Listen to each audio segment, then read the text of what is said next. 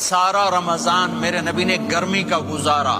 9 رمضان سارے گرمی کے روزے، اور میرے نبی کی سحری ہوتی تھی 2 کھجور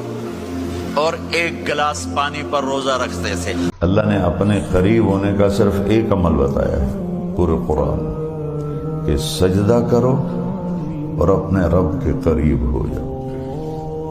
واسجدوا واقتربوا، سر جھکا اپنے رب کے سامنے، اللہ کے قریب ہو جاؤ۔ اور میرے نبی نے فرمایا ان اقرب ما یکون العبد الی ربہ وہو ساجد، سب سے زیادہ انسان جو اللہ کے قریب ہوتا ہے اس سجدے میں ہوتا ہے۔ اللہ کی قسم منبر پہ بیٹھ کے کہہ رہا ہوں، دنیا میں سب سے زیادہ آسان ہے اللہ کو راضی کرنا،